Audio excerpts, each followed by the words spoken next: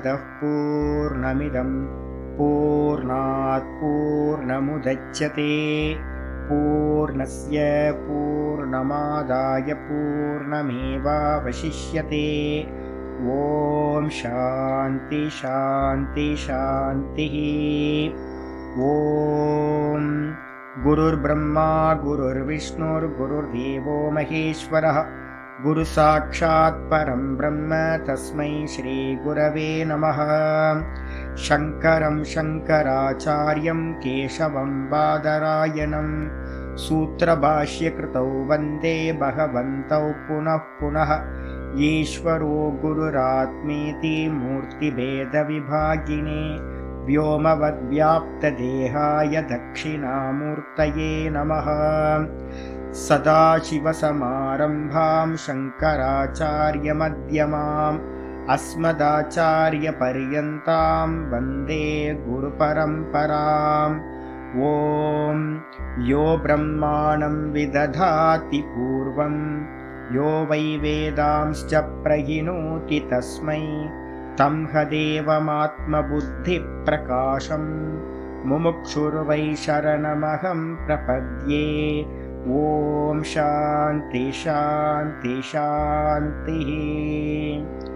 ॐ असतो मा सद्गमय तमसो मा ज्योतिर्गमय मृत्योर्मामृतं गमय। ॐ शान्ति शान्ति शान्तिः।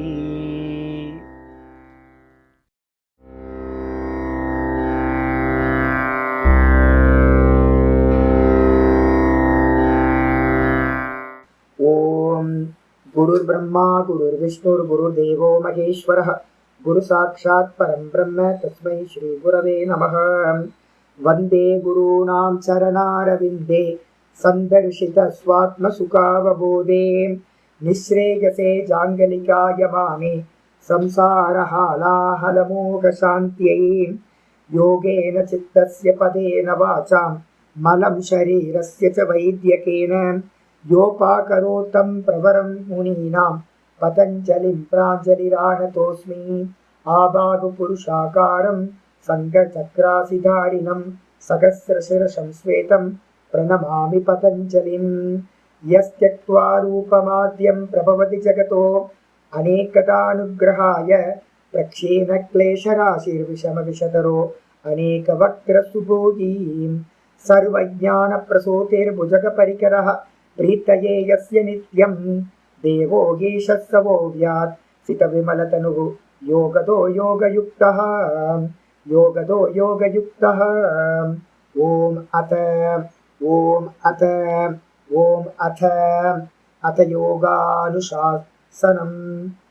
योगानुशासனம் நம்ம பார்த்துட்டு இருக்கிறது பதஞ்சலி யோக சூத்திரத்துல பிரதம பாதம் சமாதி பாதம் பார்த்துட்டு இருக்கோம். இதுல நேத்து நம்ம பார்த்தது 35வது சூத்திரம். விஷயவதி வா பிரவருத்தி உற்பன்னா மனசக ஸ்திதி நிபந்தினி அப்படின்னு சூத்திரம். இதுல பாத்தீங்கன்னா 2 விதமானது இருக்கு. பரம்பரையில சில பிராக்டிஸ் எல்லாம் வச்சிருக்கோம். பரம்பரையில வச்சிருக்கிற பிராக்டிஸ் என்னன்னு கேட்டீங்கன்னா, யோகிகள் நிறைய விதவிதமா பாத்தீங்கன்னா சாதனைகள் பண்ணிட்டு வந்திருக்காங்க. அந்த பரம்பரையில பண்றதுல இருந்து இந்த சூத்திரத்துக்கு எப்படி அர்த்தம் எடுக்கணும் அப்படின்னு கேட்டீங்கன்னா, திவ்ய விஷயவதி அப்படின்னு எடுக்கணும். திவ்ய போட்டுக்கணும். திவ்யம்னா என்ன அர்த்தம் அப்படின்னா, மானுஷ விஷயங்கள் இல்லாம தேவதா விஷயமா இருக்கிறது எல்லாமே திவ்ய விஷயங்கள். ஒரு அர்த்தம். 2வது அர்த்தம் என்னன்னு கேட்டீங்கன்னா, ஸ்தூலம் இல்லாம சூக்ஷ்மமா இருக்கிறது எல்லாமே திவ்ய விஷயங்கள். ஸ்தூலம் இது மைசூர் பாக் சாப்பிட்டா ஸ்தூலம், ஏஆர் ரஹ்மான் மியூசிக் கேட்டோம் அப்படின்னா ஸ்தூலம், நல்லா சாஃப்டான கிளாத்து போட்டோம்னா ஸ்தூலம், நல்லா பார்த்தீங்கன்னா ஸ்மெல் பண்ணுறோம் அப்படின்னா, சந்தன ஸ்மெல் இருந்துச்சு அப்படின்னா ஊதுவத்தி கொளுத்தணும்னா ஸ்தூலம். இதெல்லாம் ஸ்தூலம். ஆனால் சொப்பனத்தை நம்ம மானசீகமாக பார்க்குறோம்ல, 5 இந்திரிய விஷயங்கள் இருக்கா, அந்த 5 இந்திரிய விஷயங்களுக்கு என்ன பேர் சொல்கிறோம் அப்படின்னா அபஞ்சீகிருத பஞ்சபூத்த விஷயங்கள். அப்போ அதுதான் திவ்யம்னு பேர். அதனால தான் நம்ம என்ன பண்ணுறோம், சுவாமிக்கு வைக்கும் போது நெய்வேத்தியம் காட்டும் போது என்ன பண்ணுறோம், அப்படி கையெடுத்து சக்கரை பொங்கல்ல இருந்து வர ஆவியை வந்து பார்த்தீங்கன்னா பிடிச்சிங்க அப்படின்னு சுவாமிக்கு இப்படி கை காட்டுறோம். நெய்வேத்தியம் பண்ணும்போது அதனை பண்றோம். அப்ப என்ன அர்த்தம்? அவர் ஸ்தூலத்தை சாப்பிடல. அவர் என்ன பண்றாருன்னு கேட்டீங்கன்னா சூக்ஷ்மத்தை வந்து பார்த்தீங்கன்னா தேவதைகள் எல்லாம் சூக்ஷ்மத்தை தான் சாப்பிடுறாங்க. அப்போ அப்பஞ்சீகிருத்த பஞ்சீகரணம் செய்யப்படாத சூக்ஷ்ம பூத்தங்களுக்கு பேரு என்ன பேரு? திவ்ய பூத்தங்கள்னு பேரு, திவ்ய விஷயங்கள்னு பேரு. அப்ப என்ன பண்ணலாம் சுவாமி அப்படின்னா, அதுக்காக தான் நான் சொன்னது, சுவாமியோட என்னது புஷ்பம், சுவாமிகிட்ட இருந்து வரக்கூடிய சந்தனம். திருவல்லிக்கேணியிலிருந்து ஒரு சந்தனம் கொண்டு வந்தேன். அந்த திருவல்லிக்கேணி கபாலீஸ்வரர் கோயில இருந்து பார்த்தசாரதி கோயில இருந்து ஒரு சந்தனம் கொண்டு வந்தேன். ஐயோ, அது என்ன ஒரு வாரத்துக்கு வந்து பார்த்தீங்கன்னா வீடு ஃபுல்லா அந்த மனமா இருந்துச்சு. அப்ப என்ன அர்த்தம் அப்படின்னு கேட்டீங்கன்னா, திவ்யமான சுவாமியோட சம்பந்தத்தினால உண்டான விஷயங்கள். நான் சொன்னல அம்பாலோட குங்குமம், சுவாமியோட விபூதி, இது மாதிரி ஒவ்வொன்றா பார்த்து பார்த்து பார்த்து பார்த்து அந்தந்த திவ்யமான சுகந்தத்திலேயோ டேஸ்ட்லேயோ பிரசாதத்தோட டேஸ்ட்லேயோ இது மாதிரி நம்ம வந்து பார்த்தீங்கன்னா கான்சென்ட்ரேஷன் பண்ண முடியும். அப்படி பண்றதுக்கு பேர் வந்து பார்த்தீங்கன்னா திவ்ய விஷயவதி அப்படின்னு பேர். அப்ப திவ்ய விஷயவதி வந்து பார்த்தீங்கன்னா ஆச்சாரியர் இவர் என்ன பண்ணியிருக்காரு, வியாச பாஷ்யத்தில் என்ன சொல்லியிருக்கார் அப்படின்னு கேட்டீங்கன்னா அதை வேற விதமா சொல்றார். எங்கெங்க தாரணை பண்ணா அந்த திவ்யம் கிடைக்கும்னே சொல்றார். இப்ப நமக்கு வந்து திவ்யம் தெரியாது. நம்ம திவ்யம் தெரியாததுனால நம்ம என்ன பண்றோம், சுவாமியோட பிரசாதம் அதெல்லாம் எடுத்துக்கிறோம். அதே நேரத்துல வந்து பாத்தீங்க அப்படின்னா டைரக்டா வந்து பாத்தீங்கன்னா அப்பஞ்சீகிருத விஷயத்தையே நம்ம எடுக்கணும்னா, நமக்கு தெரியணும் அப்படின்னா என்ன பண்ணணும், வியாசர் வந்து அதுக்கு எக்ஸாம்பிள் சொல்றாரு. எங்கெங்க வந்து தாரணை பண்ணணும் அப்படின்னு கேட்டீங்கன்னா என்ன சொல்றாரு, கந்த பிரவருத்தி உண்டாகணும்னா மூக்கோட நுனி, மூக்கோட நுனியில வந்து பாத்தீங்கன்னா இந்த இடத்துல கான்சென்ட்ரேட் பண்ணா வந்து பாத்தீங்கன்னா கந்தம், கந்தம் வந்து திவ்ய கந்தம். திவ்ய கந்தம்னா என்ன அர்த்தம், சொர்க்கத்துல இருக்கக்கூடிய கந்தம் வந்து பாத்தீங்கன்னா நமக்கு வந்து ஸ்மெல் ஆக ஆரம்பிச்சு. விஷயம் இருக்காது, வெளியில சந்தனம் இருக்காது, புஷ்பம் இருக்காது, எந்த பெர்ஃப்யூமும் இருக்காது, சென்ட் இருக்காது, எதுவுமே இருக்காது. ஆனா இந்த மூக்கோட நுனியை நீங்க நல்லா மெடிடேட் தாரணை பண்றீங்க அப்படின்னா என்ன உண்டாகும், சொர்க்கத்தில் இருக்கக்கூடிய அபஞ்சீகிருத சூக்ஷ்ம பூத்த விஷயங்கள் அந்த ஸ்மெல் வந்து பாத்தீங்கன்னா நமக்கு தெரிய ஆரம்பிச்சு.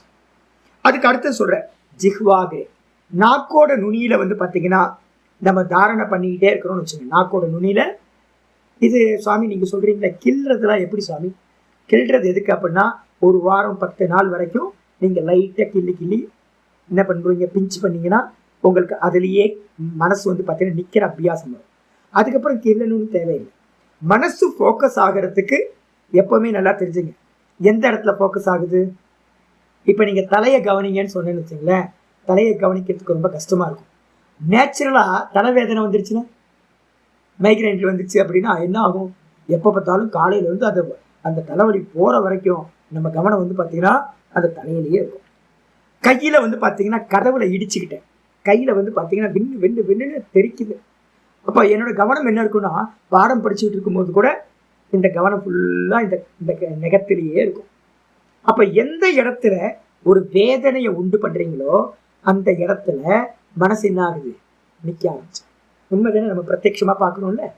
அப்ப அதனால என்ன பண்ணணும், நாக்கோட நுனிய கிள்ள, மூக்கோட நுனியில ஒரு பொட்டு வச்சுக்கணும். அதே மாதிரி நாக்கோட நுனிய கிள்னா என்ன கிடைக்கும், அதுலயே தாரணை பண்ணி அபியாசம் பண்றோம் அப்படின்னா முதல்ல நமக்கு வந்து பாத்தீங்கன்னா என்ன கிடைக்கும், திவ்ய என்னது ரசவித் சம்பித், திவ்ய ரசங்களை வந்து பாத்தீங்கன்னா தேவலோகத்தில் இருக்கக்கூடிய சுவைகள், எந்த ஒரு விஷயமும் நம்ம கொடுக்காமையே நமக்கு திவ்யமான சுவைகள் வந்து பாத்தீங்கன்னா நாக்குல வந்து பாத்தீங்கன்னா மெதுவா உண்டாக ஆரம்பிக்கும். அப்ப தெரிஞ்சுக்கலாம் நம்ம பண்ண தாரணா மெதுவா பலன் கொடுக்க ஆரம்பிச்சிருச்சு அப்படின்னு தெரிஞ்சுக்கலாம். இதுக்கப்புறம் நீங்க வந்து பாத்தீங்கன்னா எந்த இடத்துல போய் வேணாலும் எந்த வஸ்துவை வந்து பாத்தீங்கன்னா நினைச்சாலும் அந்த வஸ்துவோட டேஸ்ட் வந்து பாத்தீங்கன்னா வஸ்து இல்லாமலேயே கிடைக்க ஆரம்பிச்சிடும். நான் ட்ரை பண்ணியிருக்கேன், இதெல்லாம் வந்து பாத்தீங்கன்னா ட்ரை பண்ணியிருக்கேன், பண்ணிக்கிட்டே இருக்கிறேன். நான் என்ன பண்ணுவேன் தெரியுங்களா உங்களுக்கு, ஒரு ஒரு ஒரு சுவையான டேஸ்டா நான் எதாவது சாப்பிட்றேன்னு வச்சுக்கோங்க, ஸ்மெல் பண்றேன் சாப்பிட்றேன் அப்படின்னா ஒரு 10 நிமிஷம் கழிச்சு, 15 நிமிஷம் கழிச்சு, அரை மணி நேரம் கழிச்சு, 1 மணி நேரம் கழிச்சு, இல்லை காலையில சாப்பிட்டதை வந்து பாத்தீங்கன்னா ஃப்ரீயா இருக்கும்போது மத்தியானம் ஈவினிங் என்ன பண்றது அப்படின்னா ரீகால் பண்றது. இந்த ரீகால் பண்ணும்போது நீங்க சுகத்தை அனுபவிச்சிருக்கீங்கல்ல, அது எல்லாமே உங்களோட சித்தத்துல பதிவாயிருக்க வாசனையா, அந்த வாசனையை வச்சுக்கிட்டு தான் நமக்கு என்னன்னு கேட்டீங்கன்னா சொப்பனமானது சம்பவிக்குது. சொப்பனத்துல நம்ம அனுபவிக்கிற விஷயங்கள் எல்லாம் சித்தத்துல ஏற்கனவே ரிஜிஸ்டர் ஆன விஷயங்கள். அதுதான் சொப்பன காலத்துல வந்து பாத்தீங்க அப்படின்னா திவ்யமா வெறும் வாசனாமயமா உண்டாகுது, வஸ்து இல்லைங்க.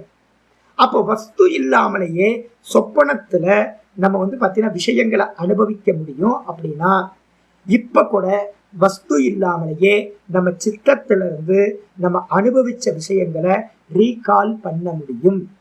முடியுமா முடியாதா? கண்டிப்பா முடியும். கான்சென்ட்ரேஷன். அப்ப என்ன பண்ணணும், ஒரு விஷயத்தை அனுபவம் பண்ணதுக்கு பிறகு அதோட என்ன அப்படின்னு அப்ப அனுபவிக்கும் போது என்ன பண்ணணும், ஒரு மிளகா எடுத்து கடிச்சிடுறீங்க, கடிச்சோன்னு ஐயோ மிளகான்னு எடுத்து தண்ணியை குடிச்சு ஏதாவது போக்கிடுறோம். நம்ம என்ன பண்ணணும்னு கேட்டிங்கன்னா அதை அப்படியே என்ஜாய் பண்ணுறோம். என்ஜாய்னா அர்த்தம் கான்சென்ட்ரேட் பண்ணுறது. அது என்ன, ஒரு காரம்னா என்ன, ஒரு இனிப்புனா என்ன, எல்லாத்தையும் வந்து பார்த்தீங்கன்னா நல்லா தாரணை பண்ணி உள்ளே அனுப்புறீங்கன்னு வச்சுங்க. அப்போ ரீகால் பண்ணும்போது என்ன ஆகும்னா ரொம்ப ஈஸியாக அதை பற்றி வந்து பார்த்தீங்கன்னா உங்களுக்கு ரீகால் ஆகும். அப்போ என்னன்னு கேட்டிங்கன்னா எந்த இடத்துல இருந்தாலும் இது மாதிரி நீங்கள் ஜிஹ்வாவோட நுனியில் வந்து பார்த்தீங்கன்னா கான்சென்ட்ரேட் பண்ணி பழகிட்டீங்கன்னா உங்களுக்கு வந்து பார்த்தீங்கன்னா ரசம் தெரிய ஆரம்பிச்சு.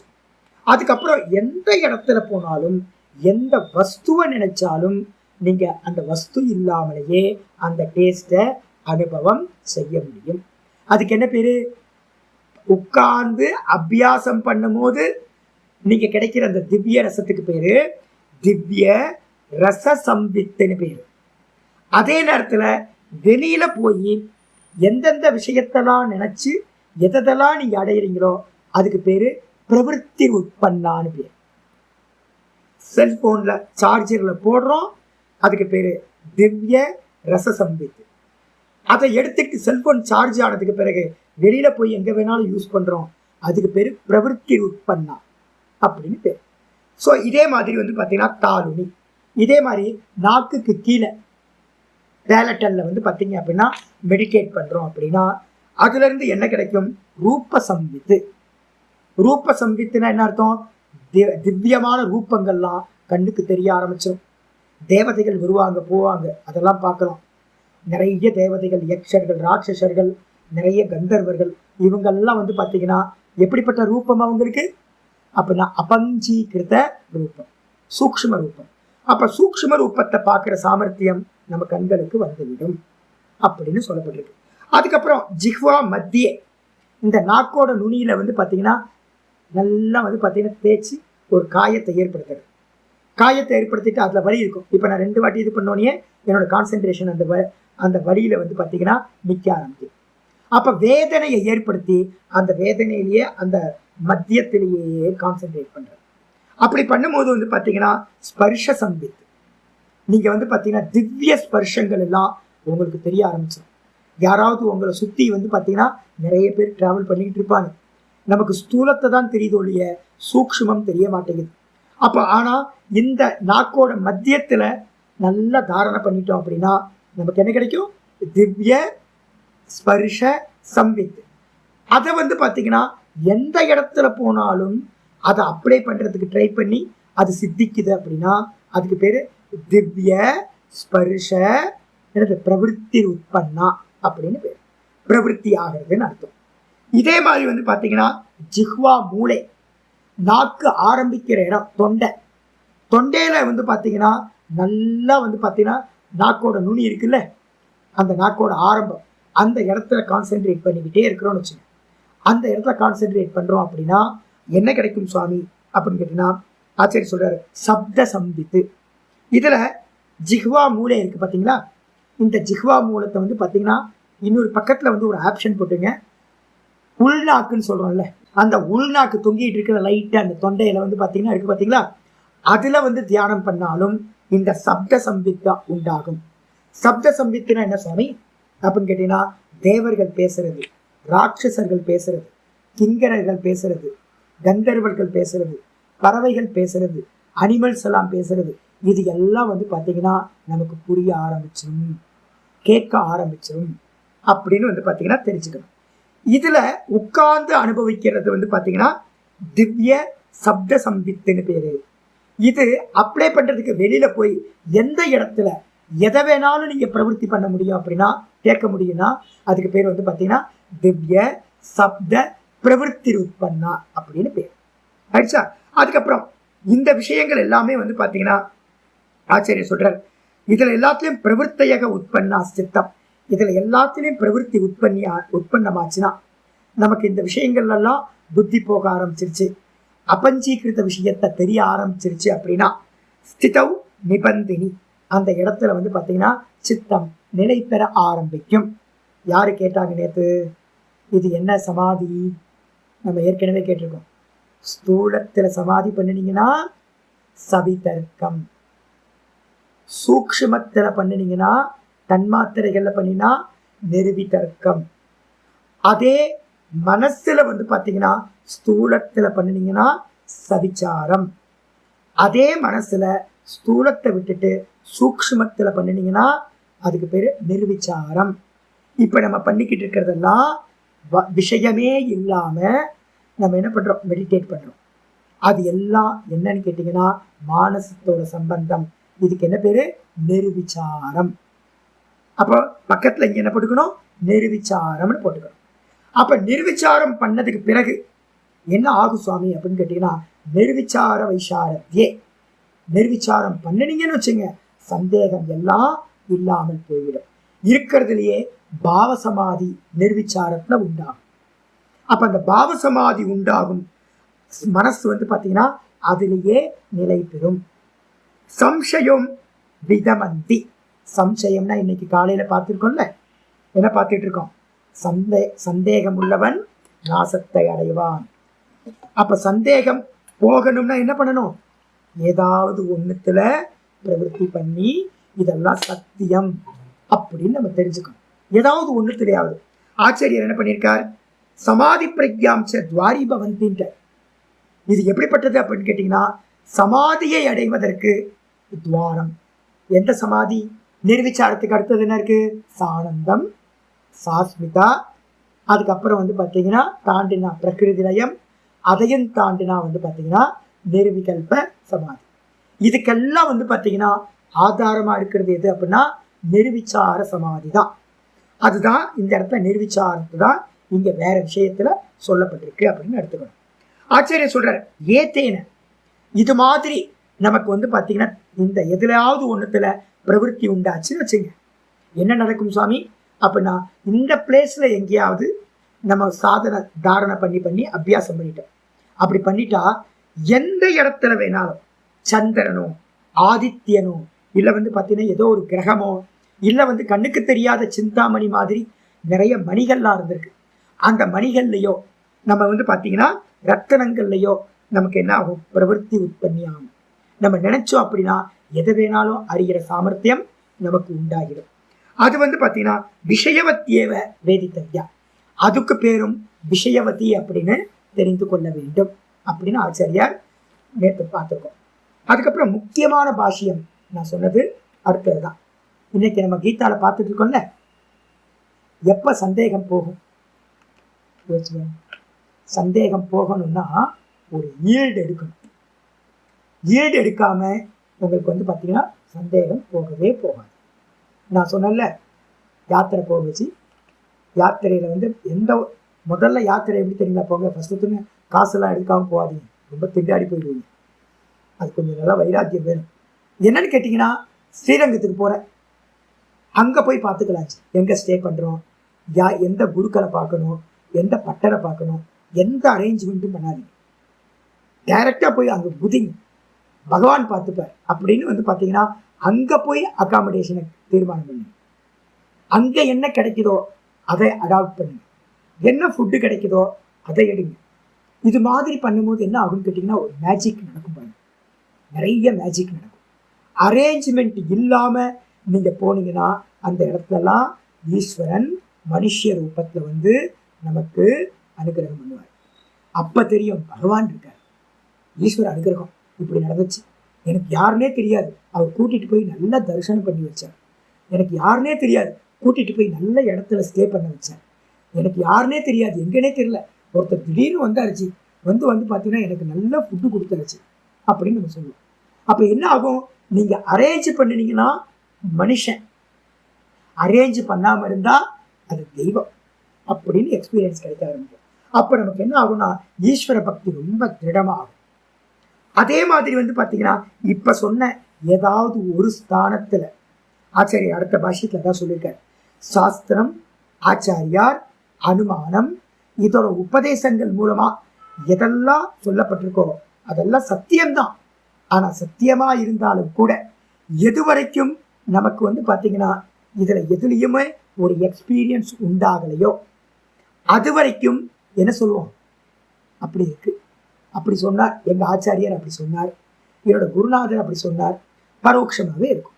நான் பைபிள் படிச்சிருக்கேன், சின்ன வயசுலலாம் பைபிள் கிளாஸ்க்கெலாம் போயிருக்கேன், சர்ச்சுக்கெலாம் போவேன் நான். அப்போ பார்த்தீங்கன்னா ஜீசஸ் பார்த்தீங்கன்னா என்னது 5 அப்பம் 2 மீனா, 5 அப்பம் தானே, யாருக்காவது தெரியுமா? 5 அப்பம் 2 மீன், இதை வச்சு பார்த்தீங்கன்னா அவர் என்ன பண்ணுறார், எல்லாத்துக்கும் ஃபீடிங் பண்ணுறார். வந்த க்ரௌட் எல்லாத்துக்கும் ஆயிரக்கணக்கான மக்களுக்கு ஃபீடிங் பண்ணுறார் அப்படின்னு பைபிளில் கதை வருது. இதை படிக்கும் போது நமக்கு என்ன தெரியும், புத்திசாலியாக இருந்தால் என்ன தெரியும், இதெல்லாம் பெரிய அம்பக்குங்க, இது மாதிரிலாம் முடியாது அப்படி தானே சொல்லுவீங்க. நான் பார்த்தீங்கன்னா லக்கன்கிரி மகாராஜை பார்க்குற வரைக்கும் நான் அப்படிதான் நினச்சிக்கிட்டு இருந்தேன். ஒரு நாள் எனக்கு பார்த்தீங்கன்னா ஆசிரமத்திலேருந்து நர்மதா பரிக்கிரமா ஸ்டார்ட் பண்ணுறாங்க, நான் ஸ்டார்ட் பண்ணுறேன். அப்போ அங்கேருந்த சீனியர் சாதுக்கள் சொல்கிறாங்க என்னென்னா, சுவாமி லக்கன்கிரி மகாராஜை பார்க்காம இருந்துடாதீங்க, காட்டுக்கு நடுவில் அவரை கண்டிப்பாக நீங்கள் போய் பார்க்கணும். எனக்கு பார்த்தீங்கன்னா பெரிய கியூரியாசிட்டி, என்னெல்லாம் நடக்கும், எப்படி அது மாதிரி ஒன்று இருக்குமா அப்படி. அங்கே நான் போய் சேர்றேங்க. சேரும்போது பார்த்தீங்கன்னா மத்தியானம் ஒரு ஈவினிங் ஒரு 4 மணி இருக்கும். ஒரு காடு அது, அதுக்கு முந்தின நாள் நாங்கள் சாப்பிடவே இல்லை, ஃபுட்டு கிடைக்கல, காடு வெறும் காடு. என் கூட ஒரு பையன் ட்ராவல் பண்ணுறான், ஒரு சின்ன பையன், ஒரு 18-20 வயசு பையன். என்ன ஆச்சு அப்படின்னு கேட்டால் 2 பேரும் அந்த லக்கன்கிரி மகாராஜோட ஒரு குட்டியாவை போய் அடையிறோம். குட்டியா பார்த்தீங்கன்னா நர்மதா கரையில் நதியிலேருந்து ஒரு 20 அடி மேலே பார்த்தீங்கன்னா ஹைட்டில் ஒரு மேடு, அந்த மேட்டுக்கு மேலே சுவாமியோட குட்டியா இருக்கு. சாமி என்ன பண்ணுறார், நாங்கள் உள்ளே என்ட்ராகிறோம். என்ட்ரானோடனே பார்த்தீங்கன்னா கொஞ்சம் காட்டுவாசிகள் இருந்தாங்க. அவங்க பார்த்தீங்கன்னா யாரோ ஒருத்தருக்கு பார்த்தீங்கன்னா பாம்பு கடிச்சிச்சு, பிளாக் கோப்ரா கடிச்சா இமீடியட்டாக வைத்தியம் பார்த்தா தான் பார்த்தீங்கன்னா க்யூர் ஆகும். இவர் என்ன பண்ணுறாரு அப்படின்னு கேட்டிங்கன்னா, சுவாமி கொஞ்சம் இருங்க, நான் போய் வைத்தியம் பண்ணிவிட்டு நான் வந்துடுறேன், அது வரைக்கும் ரெஸ்ட் எடுங்க அப்படின்னு சொல்லிட்டு சுவாமி என்ன பண்ணுறாரு, கிளம்பிடுறார். கிளம்பி போகும்போது பாதையில் இருந்த செடிகள், என்ன செடின்னு தெரியல, நிறைய செடியிலேருந்து ஔஷதியை கலெக்ட் பண்ணிட்டு ஓடுறாரு.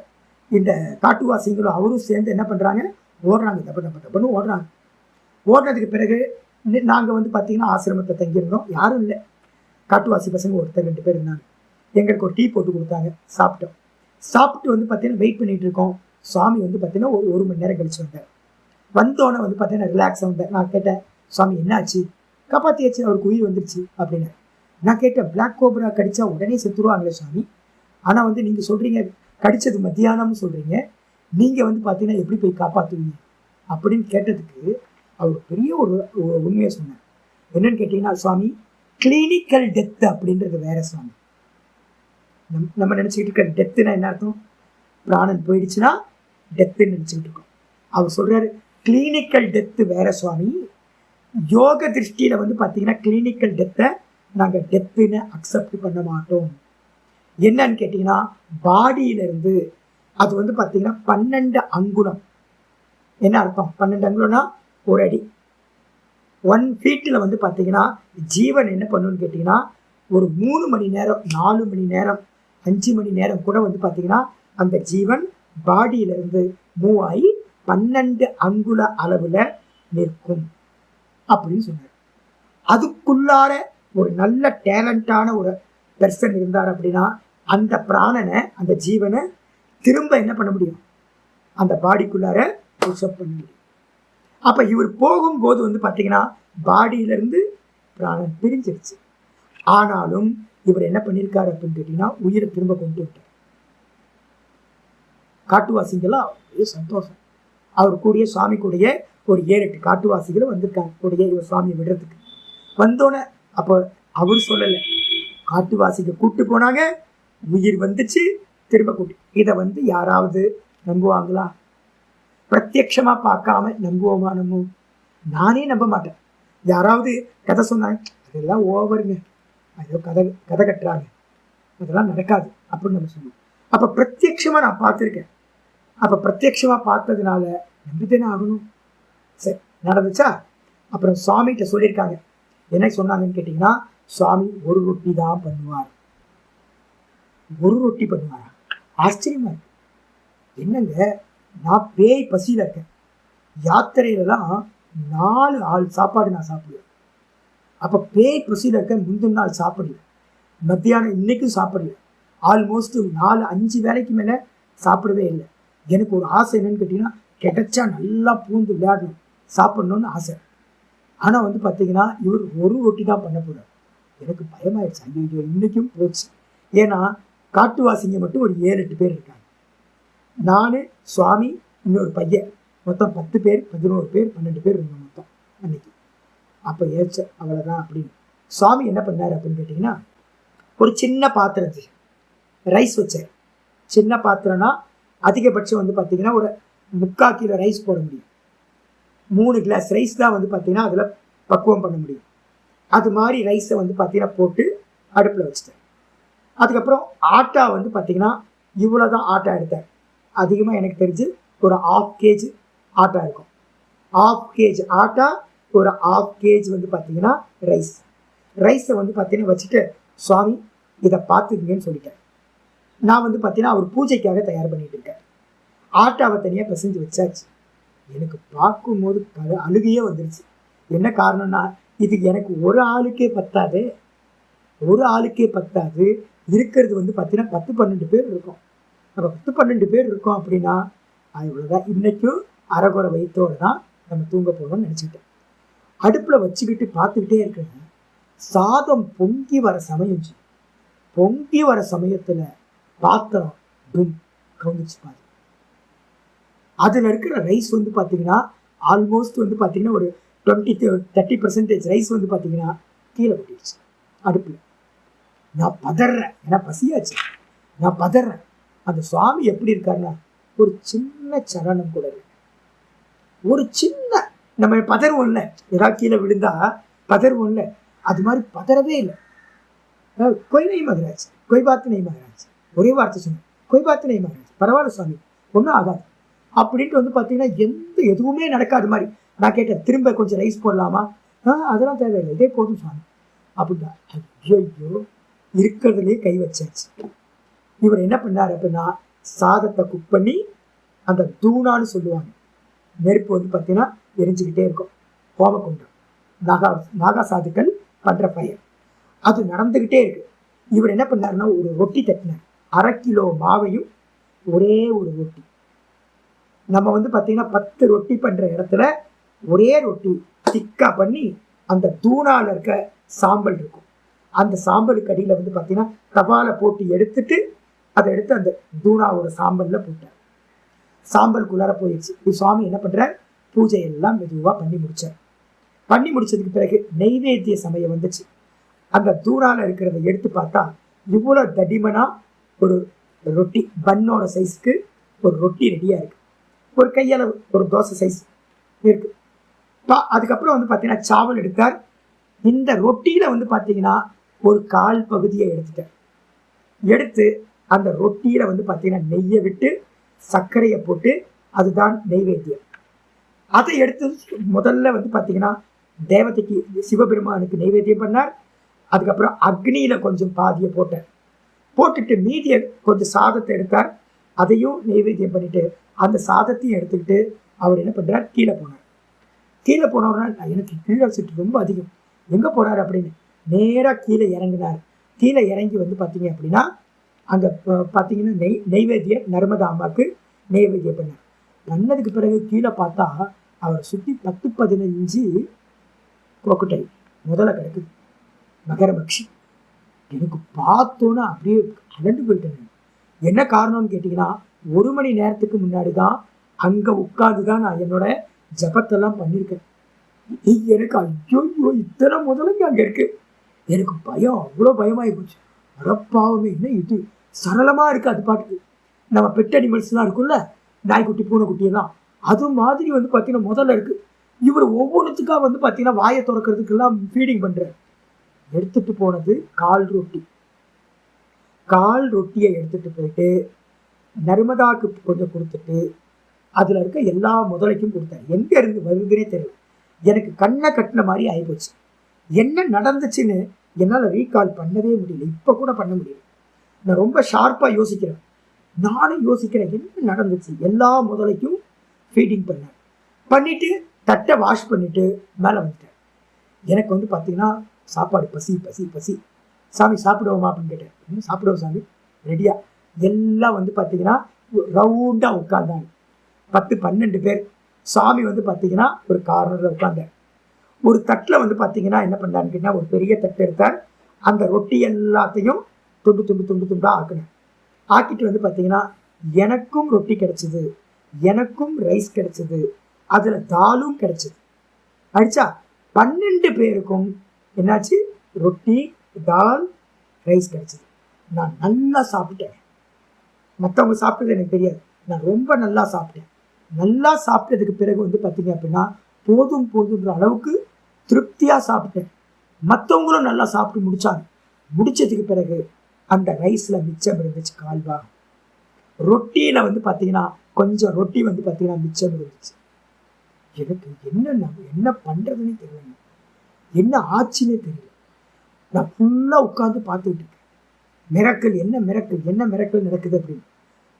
என்ன நடந்துச்சுன்னே தெரியல, என்ன நடந்துச்சுன்னு தெரியல. நான் மறுநாளும் உட்காந்து யோசிச்சுட்டே இருக்கேன் என்ன நடந்துச்சு அப்படின்னு. அப்போ வந்து பார்த்தீங்கன்னா அது சுவாமிகிட்ட கேட்டேன். சுவாமி, நீங்கள் பாதி நாள் வந்து பார்த்தீங்கன்னா எங்கே இருப்பீங்களா? பாதி நாள் 12 மணிக்கு மேலே வந்து பார்த்தீங்கன்னா ஓல்டு ஆகிடுவீங்களா? அது உண்மையா சாமி? எப்படி நீங்களே பாருங்கள் சாமி அப்படின்னு. அப்போ அவருக்கு பார்த்த வயசு வந்து பார்த்தீங்கன்னா நல்லா கொஞ்சம் ஏஜ், என்னோட சீனியர், நல்ல ஏஜாக தான் இருந்தேன். ஒரு 50 வயசுக்கு மேலே இருக்கும். மறுநாள் காலையில் நான் பார்க்குறேன். பார்த்தா காலையில் கிளம்புறோம். அங்கேருந்து நாங்கள் கிளம்பும்போது சுவாமியை பார்த்து நமஸ்காரம் பண்ணேன். அப்போ பார்த்தா எங்கே இருக்காரு, ஒரு 30 வயசு இருக்கும். அது மாதிரி எங்கே இருக்காரு? சரி, நம்ம ஏதாவது சொல்ல முடியுமா? இப்போ நான் சொல்கிறதெல்லாம் உங்களுக்கு எப்படி இருக்கும்? இப்போ ஸ்டோரி சொன்னல, இந்த ஸ்டோரி உங்களுக்கு என்னது? பரோட்சம். நான் கேட்கும்போது ஆசிரமத்திலேருந்து கிளம்பும்போது நான் பரோட்ச ஞானமாக இருந்துச்சு. லக்கன்கிரி பாபாட்ட இருந்து அந்த ஒரு நாள் எக்ஸ்பீரியன்ஸ் ஆனதுக்கு பிறகு எனக்கு என்ன ஆகிப்போச்சு? அது அபரோக்ஷமாகிப்போச்சு, அனுபவமாகிப்போச்சு, பிரத்யக்ஷமாகிப்போச்சு. பார்த்து அனுபவிச்சிட்டேன். இப்போ யாரோ சொல்கிறாங்க அதெல்லாம் சும்மாங்க, அது மாதிரிலாம் முடியாதுங்க. இப்போ என்ன ஆச்சு, கம்பேர் பண்ணுறேன். ஒரு லக்கன்கிரி பாபாவனால ஒரு ரொட்டியை வச்சுக்கிட்டு இவ்வளோ பண்ண முடியும் அப்படின்னா கண்டிப்பாக ஜீசஸ் கதையில் நடந்தது சத்தியம். அப்படி நான் என்ன பண்ண தெரியுங்களா? இந்த காட்டுவாசி ஒருத்தன் தான், அவனுக்கு கொஞ்சம் ஹிந்தி தெரிஞ்சுது. அவன்கிட்ட கேட்குறேன், என்னங்க இது உண்மையா அப்படின்னு நான் கேட்குறேன். அவன்கிட்ட தனியாக கூட்டு போய் கேட்டோன்னா அவன் சொல்கிறான், சாமி நாங்கள் வந்ததுலேருந்து பார்க்குறோம் சாமி. சாமி வந்து பார்த்தீங்கன்னா 7 வருஷமோ 8 வருஷமோ அங்கே இருக்கார். நர்மதா பரிக்கிரமத்தில் 8 வருஷமாக அங்கே இருக்கார், ஒரே இடத்துல தங்கியிருக்கார். அவர் சொல்கிறான் 8 வருஷமாக வந்து பார்த்தீங்கன்னா அவர் சமைக்கிற ரொட்டி ஒரு நாளைக்கு ஒரு ரொட்டி தான் சமைப்பார். எத்தனை பேர் வந்தாலும். அதுக்கு அடுத்தது தான் வந்து பார்த்தீங்கன்னா ரொம்ப ஆச்சரியமாக இருந்துச்சு. சாமி அடுத்த வாரம் ஹனுமன் ஜெயந்தி வருது சாமி. ஹனுமன் ஜெயந்திக்கு வந்து பார்த்தீங்கன்னா சுற்றி இருக்கிறவங்கெல்லாம் வந்து பார்த்தீங்கன்னா 5000 பேருக்கு மேலே வருவாங்க சுவாமி. எத்தனை பேர்? 5000 பேர். இமேஜின் பண்ண முடியுதா? அப்பவும் சுவாமி ஒரு ரொட்டி தான் சாமி செய்வார். என்னங்க நம்ப முடியுதாங்க? சரி, 12 பேர் சாப்பிட்டோம். சரி, 5000 பேருக்கு ஒரு ஆள் ஒரு ரொட்டியை சமைச்சு 8 வருஷமா நர்மதா அந்த ஹனுமன் ஜெயந்தி அன்னைக்கு வரவங்க எல்லாத்துக்கும் ஒரு ரொட்டியை தான் ஃபீடிங் பண்ணியிருக்காரு. ஃபீடிங் பண்ணதுக்கு பிறகு மிச்சம் கொஞ்சம் இருக்கும். நம்ப முடியுதா இல்லையா? நிச்சயமா நம்ப முடியல இல்லை? இப்போ என்ன கேட்டீங்கன்னா பார்த்துட்டு வந்துருக்கு. அப்போ நான் நம்புறதுலாம் இல்லை, சாலிடாக தெரியும். லக்கன் கிரிபாபா அப்படி. அப்போ அதனால என்ன பண்ணணும்னு கேட்டிங்கன்னா, இப்போ வந்து பார்த்தீங்கன்னா நம்பிக்கையா இருந்துச்சு, அது என்ன ஆயிடுச்சு, ஞானமா ஆயிடுச்சு. நம்பிக்கை வந்து பார்த்தீங்கன்னா எது வரைக்கும் நம்பிக்கையா இருக்கோ அது வந்து பார்த்தீங்கன்னா எப்போ வேணாலும் இப்படியே ஆகலாம் அப்படியே ஆகலாம். நிறைய ஆஸ்திகர்கள் நாஸ்திகர்களா மாறி இருக்காங்க, நிறைய நாஸ்திகர்கள் ஆஸ்திகர்களா மாறி இருக்காங்க. அப்ப நிறைய எக்ஸாம்பிள் இருக்கு. அப்ப அதனால வந்து பாத்தீங்கன்னா எது வரைக்கும் நம்பிக்கை அப்படின்னா எவ்வளவு முயற்சி பண்றோமோ, ஏதாவது முயற்சி பண்ணி ஏதாவது ஒரு விஷயத்தையாவது நம்ம என்ன பண்ணோம், பிரத்யக்ஷகரணம் பண்ணி ஆகும். அப்படி பிரத்யக்ஷம் பண்ணிட்டோம் அப்படின்னா நமக்கு என்ன ஆகும், சாஸ்திரத்துல ஒரு சின்ன விஷயம் நமக்கு சத்தியம்னு தெரிஞ்சிடுச்சு அப்படின்னா நம்ம நம்பிக்கை என்ன வந்துடும், அது சூக்ஷ்ம விஷயத்துல இருந்து ஆரம்பிச்சு மோட்சம் வரைக்கும் கூட எல்லா விஷயங்களும் சத்தியம்தான் அப்படின்னு திருட விசுவாசம் வந்துவிடும். அதுக்கப்புறம் கண்ணை மூடிக்கிட்டு சாஸ்திரத்துல நம்ம பிரவருத்தி பண்ண முடியும், யோகத்துல பிரவருத்தி பண்ண முடியும், சமாதி வரைக்கும் போக முடியும் அப்படின்னு ஆச்சாரியார் நேத்து சொல்லி முடிச்சிருக்காரு. அதுக்கப்புறம் ஆச்சாரியார் 2 லைன் மட்டும் நேத்து பாஷ்யத்துல விட்டுருக்கோம்.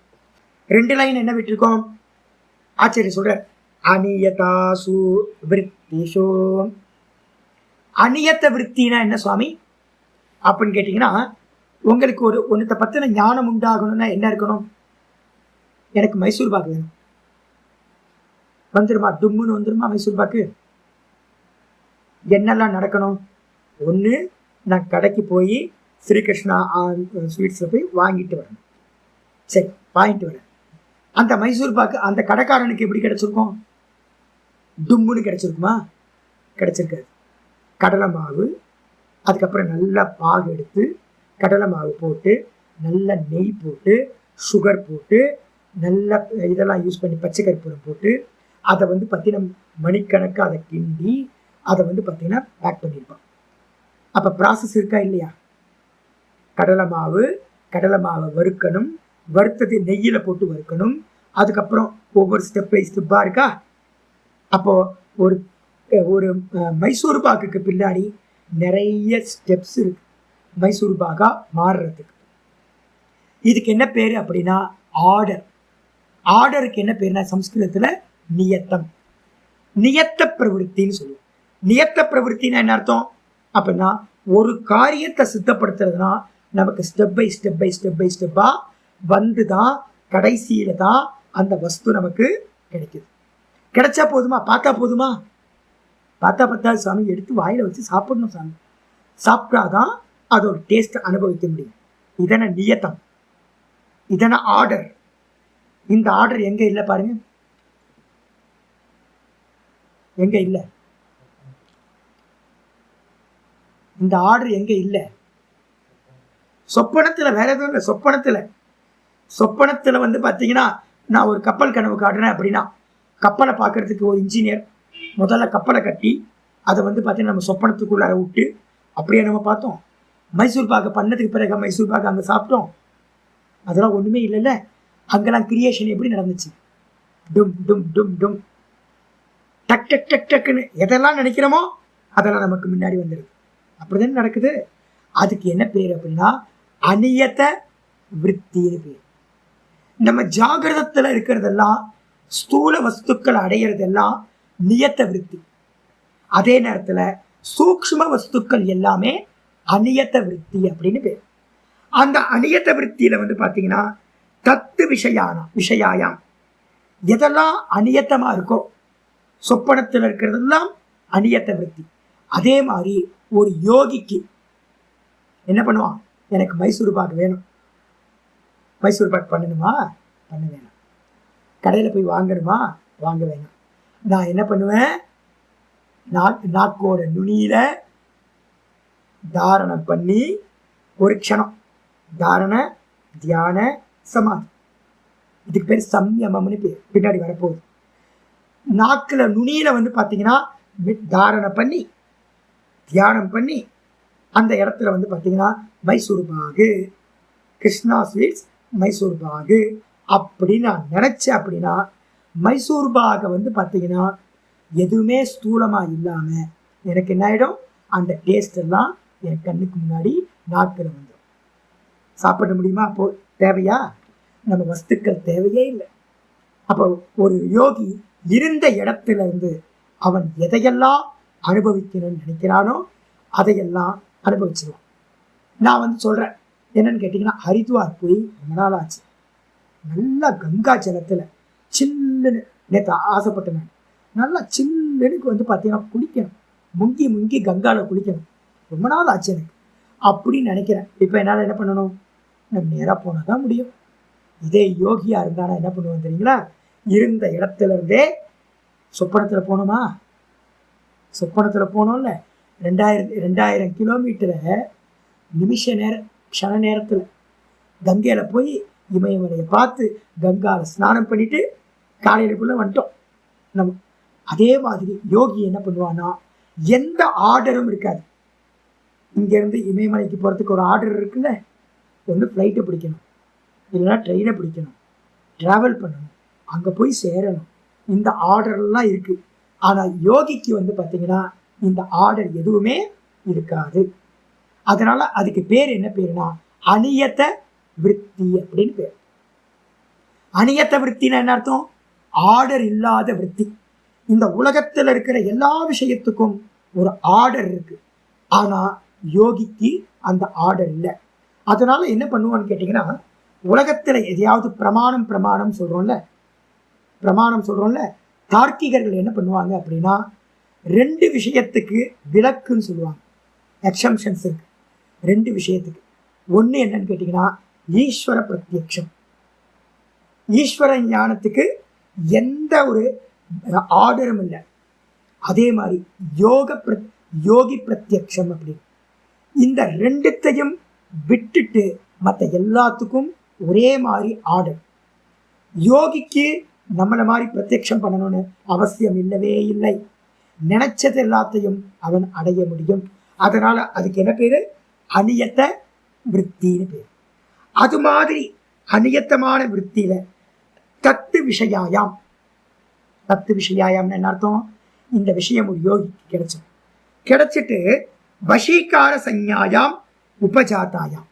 அந்த இடத்துல ஒருத்தருக்கு என்ன உண்டாகணும்? ஒரு நல்ல குருநாதர் படிச்சு கொடுத்திருந்தாருன்னா, ஏன்பா இது கூட அனித்தியம், இது கூட நிர்விச்சாரம், இது கூட இன்னும் போக வேண்டிய தூரம் ரொம்ப இருக்கு, அதனால இதுல நின்றுட்ட அப்படின்னா லைஃப் போயிடும் அப்படின்னு ஒரு குருநாதர் சொல்லி கொடுத்திருந்தாருன்னு வச்சுங்க. அவனுக்கு அந்த திவ்ய விஷயங்களை போகம் செய்வதிலும் வைராக்கியம் உண்டாச்சு அப்படின்னா அதுக்கு என்ன பேர் சுவாமி அப்படின்னா வசீகார வைராக்கியம். இந்த லோக விஷயங்களையும் பரலோகத்து திவ்யமான விஷயங்களையும் எந்த வைராக்கியம் உண்டாகுதோ அதுக்கு பேர் என்ன பேரு? வசீகார வைராக்கியம். அதுக்கு இன்னொரு பேர் என்ன சொல்லியிருக்கோம்? அப்பர வைராக்கியம். பரவைராக்கியம், அப்பர வைராக்கியம். அப்பர வைராக்கியம் ஏற்கனவே இந்த பிரகரணம் நிறைய பார்த்தாச்சு. 16வது சூத்திரத்துல பார்த்தீங்கன்னா 16, 15 பார்த்தீங்கன்னா இதை பற்றி சொல்லப்பட்டிருக்கு. அப்போ யாருக்கு வந்து பார்த்தீங்கன்னா இப்ப சொன்ன விஷயங்கள்லையும் என்ன உண்டாகணும் அப்படின்னு கேட்டா வைராக்கியம் வருதோ என்னாச்சு தெரியுங்களா? நர்மதா பரிக்கிரமே எடுத்துக்கோ. உங்களுக்கு நிறைய நர்மதாவை பற்றி சொல்லணும், அதுக்காக தான் நான் சொல்றேன். நர்மதா பரிக்கிரமத்தில் நான் இருக்கும்போது என்னாச்சு அப்படின்னு கேட்டிங்கன்னா, ஒரு பக்கம் வந்து பார்த்தீங்கன்னா யாத்திரை பண்ணுவோம், தென்பக்கம் தென்கரையில் வந்து பார்த்தீங்கன்னா யாத்திரை பண்ணிக்கிட்டே இருப்போம். இதோட படல் எல்லாமே வடகரையில் கிடைக்கும், ஆப்போசிட்டில் கிடைக்கும் அப்படின்னு சொல்லுவாங்க. நான் என்ன பண்ணியிருக்கேன் அப்படின்னு கேட்டிங்கன்னா, தென்கரையோட லாஸ்ட்டில் சமுத்திரம் வந்து சமுத்திரத்தில் நதி கலக்கிற இடம் அங்கலேஸ்வர் அப்படின்னு ஒரு இடம் இருக்குது. ஒரு பெரிய இண்டஸ்ட்ரி சிட்டி அது அங்கலேஸ்வர் அப்படின்னு. அந்த இடத்த நான் அடைச்சிட்டு ரோட்டில் போயிட்டே இருக்கிறேன். தண்ணி கிடைக்கல எனக்கு. தண்ணி கிடைக்கல அப்படின்னும் போது ரோட்டில் போயிட்டே இருக்கிறேன், தண்ணி தாகம் இருக்குது. போயிட்டு இருக்கும்போது வந்து பார்த்தீங்கன்னா திடீர்னு ஒரு ஆள் வந்து ஒரு பையன் ஒரு 30 வயசு இருக்கும். அவன் என்ன பண்ணுறான், என் முன்னாடி வந்து நின்னான். சுவாமி தண்ணி இருக்கான்னு கேட்டான். இல்லைப்பா தண்ணி இல்லை, எங்கேயுமே தண்ணி கிடைக்கலையே அப்படின்னு. சுவாமி இருங்க, இன்னும் வந்து பார்த்தீங்கன்னா ஒரு 4-5 கிலோமீட்டருக்கு உங்களுக்கு தண்ணி கிடைக்காது, இருங்க நான் போய் கொண்டு வரேன் அப்படின்னு என்கிட்ட இருக்கிற பாட்டிலில் கொண்டு போய் அவன் என்ன பண்ண ஒரு 1/2 மணி நேரம் கழிச்சு வந்தான். தண்ணி கொடுத்தான். தண்ணி கொடுத்துட்டு ரோட்லேயே விழுந்து நமஸ்காரம் பண்ணான். நான் ஏற்கனவே உங்கள்கிட்ட சொல்லியிருக்கேன், யாரெல்லாம் எனக்கு சேவை பண்ணுறாங்களோ அவங்களுக்கெல்லாம் நான் என்ன பண்ணுவேன், அன்னைக்கு பண்ணின ஜபம், அன்னன்னைக்கு பண்ண தபசு, அன்னன்னைக்கு பண்ண பாராயணம், அன்னைக்கு பண்ண ஜபம் எல்லாத்தையும் தத்தம் கொடுக்குறது. நான் என்ன பண்ணிட்டேன் அப்படின்னு கேட்டிங்கன்னா, மானசீகமாக இன்னைக்கு பண்ண எல்லா தபசும் இவனுக்கு போய் சேரட்டும் அப்படின்னு நான் தத்தம் கொடுத்தேன். தத்தம் கொடுத்துட்டு நான் மூவ் ஆகினேன். அவன் விடவே இல்லை. சாமி சாமி எனக்கு ஒரு உதவி பண்ணணும் சாமி, அனுகிரகம் பண்ணணும் சாமி அப்படின்னா. அனுகிரகம் பண்ணணுமா, என்னப்பா பண்ணணும் சாமி, எனக்கு ஏகப்பட்ட கடன் சாமி, ரொம்ப கடன், கழுத்தை நெருக்குது சாமி, இந்த கடன் மட்டும் எனக்கு போகலை அப்படின்னா நான் சூசைட், ஃபேமிலியோட சூசைட் பண்ணிக்குவேன். இன்னும் 1 வாரம் தான் சாமி இருக்கு எனக்கு டைம். அதுக்குள்ளார இந்த இதெல்லாத்தையும் கடன் எல்லாத்தையும் அடைக்கணும். இல்லை அப்படின்னா சூசைட், ஃபேமிலியோட சூசைட் பண்ணிப்போம். யாருப்பா இருக்கா ஃபேமிலியில், அப்பா இருக்காங்க, அம்மா இருக்காங்க, சகோதரி இருக்கா, அப்போ நான் இருக்கேன், 4 பேரும் சூசைட் பண்ணிப்போம் சாமி அப்படின்னு சொன்னோன்னே எனக்கு அப்படியே கலவரமாகி போச்சு. அது என்னடா அது இப்படி. அவன் கேட்குறான், சாமி ஏதாவது நம்பர் சொல்லுங்க சார் அப்படி.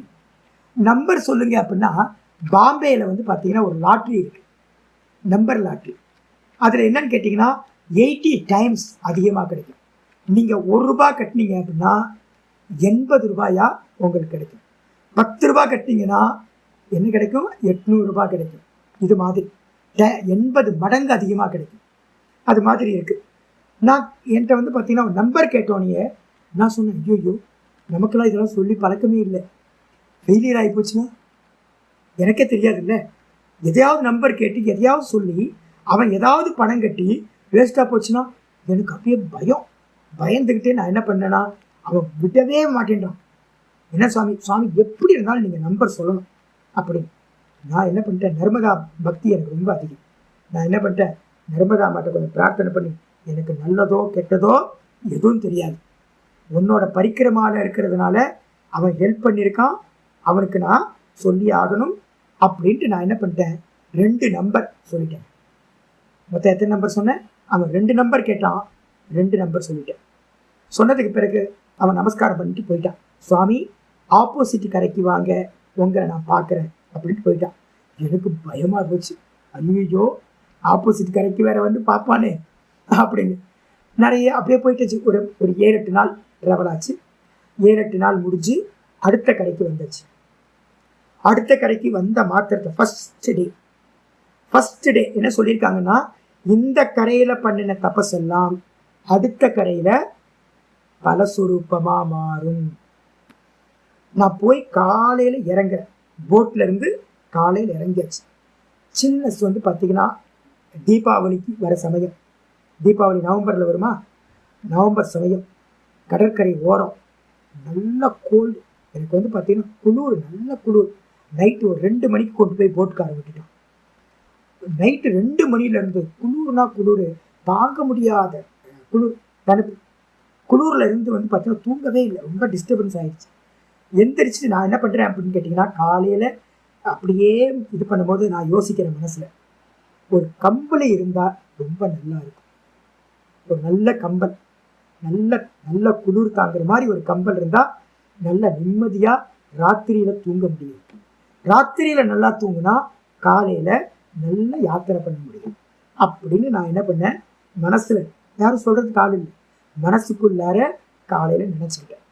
எப்போ அப்படின்னா, காலையில் ஸ்நானம் பண்ணினேன், என்னோட ஜபங்கள்லாம் முடித்தேன்.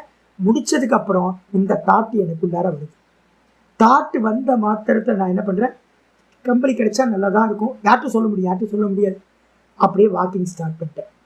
7 மணிலேருந்து ஒரு 8:30 மணி 9 மணி வரைக்கும் ஒரு 2 மணி நேரம் யாத்திரை போயிருப்பேன். யாத்திரை போயிட்டே இருக்கும்போது தூரத்தில் வந்து பார்த்திங்கன்னா எல்லாம் நதிக்கரையில் வந்து பார்த்திங்கன்னா ஒரே விவசாய லேண்டு, நிறைய லேண்ட் இருக்குது. ஒரு மரங்களும் இதுவும் இருக்குது, சின்ன சின்ன மரங்கள், ஒரு காடு மாதிரி. அந்த இடத்துல ஒரு தூரத்தில் ஒரு குட்டியாக இருந்துச்சு, ஒரு குட்டியான ஒரு பரமசாலை, ஒரு ஓட்டு கட்டணம் சின்னதாக. அங்கேருந்து வந்து பார்த்தீங்கன்னா ஒரு வாய்ஸ் கேட்டுச்சு, சுவாமி மகராஜ் ஆஜா, ஆய மகராஜ் அப்படின்னு யாரும் கூப்பிடுறாங்க. நான் என்ன பண்ணேன், காலையில் ஒரு டீ கிடச்சதுன்னு வச்சுங்களேன், தெய்வத்தை பார்த்த மாதிரி. நான் என்ன பண்ணுறேன், ஆஹா கன்ஃபார்ம் ஆகி போச்சு, ஒரு டீ எனக்கு இருக்கு இன்னைக்கு அப்படின்னு. ஒரு டீ குடிச்சா 20 கிலோமீட்டர் நடக்கலாம், 20 கிலோமீட்டர் நடக்கலாம் ஒரு டீல. அப்போ நான் என்ன பண்ணுறேன், போயிட்டேன். குளிர் வேறு, காலையில் சில்னஸ். போன மாத்திரத்தில் வந்து பார்த்தீங்கன்னா சுவாமி அங்கே ஒருத்தர் இருந்தார். அவர் என்ன பண்ணார், ஒரு நல்ல டீ, இவ்வளோ பெரிய லோட்டாவில் 1/2 லிட்டர் டீ. ஐயோ தெய்வாமிதமாக இருக்கும். அந்த குளிருக்கு அதுக்கும் பாலே இருக்காது, பால் கொஞ்சமாக கலந்துருக்கும், தண்ணியாக ஒரு டீ கொடுப்பாங்க. ஆனால் அந்த சமயத்தில் அமிர்தமோ அமிர்தம். டீயை குடிச்சிட்டு வந்து பார்த்தீங்கன்னா நான் சொல்கிறேன், நமஸ்காரம் பண்ணிவிட்டு, சாமி ரொம்ப தூரம் போக வேண்டியிருக்கு, நான் கிளம்புறேன் அப்படின்னு. சாமி சொல்கிறேன், இந்த குளிருக்கு ஒரு கம்பளி இருந்தால் ரொம்ப நல்லா இருக்கும்ல, ராத்திரி படுத்தா நல்லா தூங்கலாம்ல அப்படின்னு அவர் சொன்னார். அப்படியே கம்பனம் ஆயிடுச்சு எனக்கு. இப்போ நினைச்சாவே எனக்கு வந்து பார்த்தீங்கன்னா கண் கலங்குது, கூஸ் பம்ப்ஸ் ஆகுது எனக்கு. ஏன் அப்படின்னா, காலையில் 2 மணி நேரத்துக்கு முன்னாடி நான் மனசில் வந்து பார்த்தீங்கன்னா என்ன தாட்டு வந்துச்சோ, ஒரு கம்பளி இருந்தால் நல்லா இருக்கும், ராத்திரி நல்லா தூங்கலாம், ஒரு தாட்டு. 2வது தாட்டு, ராத்திரி நல்லா தூங்குனா காலையில் நல்லா யாத்திரை பண்ண முடியும். இது அப்படியே அந்த சுவாமி வந்து பார்த்தீங்கன்னா ரிஃப்ளெக்ட் பண்ணுறாரு. ஒரு சப்தம் மாறாமல். எப்படி இருக்கும் உங்களுக்கு, அப்படி பேய் அரைஞ்ச மாதிரின்னு சொல்லுவோம்ல, யாரோ நம்ம மனசையே வந்து பார்த்தீங்கன்னா ஸ்கேன் பண்ண மாதிரி. எனக்கு அப்படியே நடுங்கி போச்சு உடம்பு. என்னடா இது, இப்படி என்ன நடக்குது அப்படின்னு. ஃபஸ்ட்டு வாட்டி நர்மதால அது வரைக்கும் பயம்னு ஒன்று எனக்கு இல்லவே இல்லை. ஃபஸ்ட்டு டைம் வந்து பார்த்தீங்கன்னா பயம் வந்து போச்சு. ஐயோ ஏதோ பெரிய ப்ராப்ளம் இருக்குங்க, நம்ம யாரோ நம்மளை வந்து பார்த்தீங்கன்னா ஸ்கேன் பண்ணுறாங்க அப்படின்னு. அவர் என்ன பண்ணார், சுவாமி வந்து பார்த்தீங்கன்னா ஒரு கம்பளியை தூக்கிட்டு வந்து, ஃபஸ்ட் கிளாஸான கம்பளியை மடித்து அதை போட்டுக்கிறது மெத்தடும் சொன்னார். சுவாமி இது மாதிரி தோலில் போட்டுங்கன்னு நல்லா சின்னதாக மடித்து இது மாதிரி போட்டு விட்டேன்னு நான் என்ன பண்ணேன், அங்கேருந்து மூவ் ஆகிட்டேன்.